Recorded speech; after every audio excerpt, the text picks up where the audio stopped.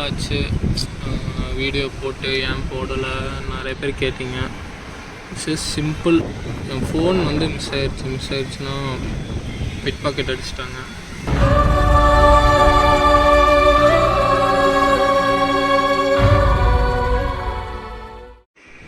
சபரிமலை போயிட்டு நல்லா சாமி பார்த்துட்டு ரிட்டர்ன் வரும்போது டக்குன்னு ஃபோனை உருவிட்டாங்க, பாக்கெட் அடிச்சிட்டாங்க.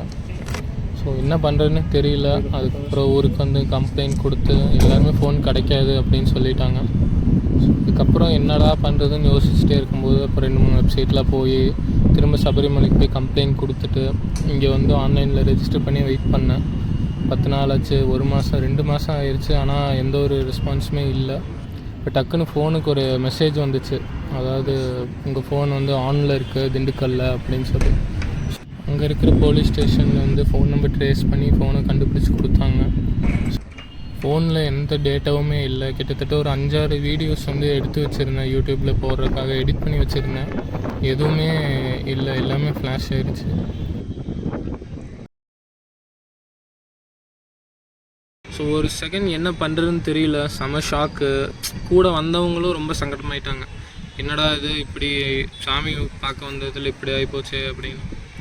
இவ்வளோ கஷ்டப்பட்டு ஒரு ஃபோன் வாங்கினோம், அந்த ஃபோன் இப்படி போயிடுச்சுன்னு நினைக்கும்போது ரொம்ப வருத்தமாயிருச்சு. என்ன பண்ணுறதுன்னு தெரியல. அப்படியே பிளாங்க் அவுட் ஆயிடுச்சு. கரெக்டாக பொங்கல் டைம், January 15 அன்றைக்கி ஆனது. ரிட்டன் அடுத்த நாள் வீட்டுக்கு வந்துட்டு இப்படிலாம் சொன்னேன். அப்புறம் வீட்டில் எதுவுமே சொல்லலை. சரி பார்த்துக்கலான்னு சொன்னாங்க.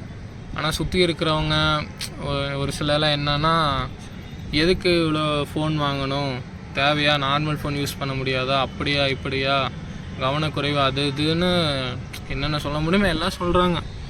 சைபர் கிரைமில் அவங்க செக் பண்ணி ஃபோனோட லொக்கேஷன் வந்து திண்டுக்கல்ல இருக்குது அப்படின்னு கண்டுபிடிச்சி சொல்லிட்டாங்க. போதும்பா, ஆஃப் பண்ணிக்கலாமா? இப்போ எப்படி ஆஃப் பண்ணுறோம் பாரு. கண் பார்த்து கதைக்க முடியாமல் ஒரு கண் கொட்ட முடியாமல் பார்ப்போம் சலிக்காத ஒரு பெண்ணும் நீதான், சலிக்காத ஒரு பெண்ணும் நீதான். பார்த்த முதல் நாளே